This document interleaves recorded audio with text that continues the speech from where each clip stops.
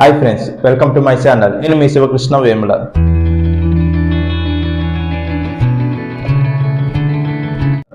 Box office వద్ద సినిమాల సందడి కొనసాగుతూనే ఉంది. ఫిబ్రవరి మొదటి వారంలో ప్రేక్షకులను అలరించేందుకు కొన్ని సినిమాలు సిద్ధమయ్యాయి. అయితే ఈసారి ఈ సందడి చేరున్న ఆ సినిమాలు ఏంటో ఒకసారి చూద్దాం.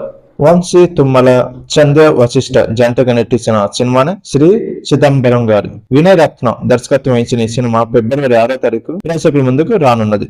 కాగా ఓం ఫీల్ గుడ్ ఎమోషన్ స్టోరీలా సినిమా తీర్చిదిద్దినట్లు ప్రమోషన్ చూస్తే అర్థమవుతున్నది.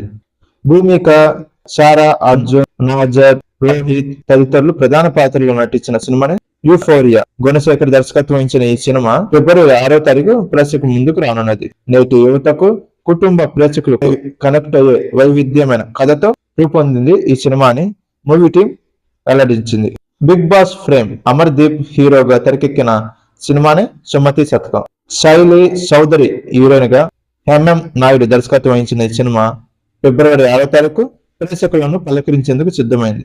నవీన్ చంద్ర, దివ్య పిల్లై ప్రధాన పాత్రలో కరుణ్ కుమార్ దర్శకత్వంలో రూపొందిన సినిమానే హాని. రవి పేట్ల, ప్రవీణ్ కుమార్ రెడ్డి సంయుక్తంగా నిర్మించిన ఫిబ్రవరి 6వ తారీఖు బాక్స్ ఆఫీస్ వద్ద సందడి చేయనున్నది. టూరిస్ట్ ఫ్యామిలీతో సత్తా చాటిన యువ డైరెక్టర్ అభిసన్ జీవిత్ ఇప్పుడు హీరోగా మారారు.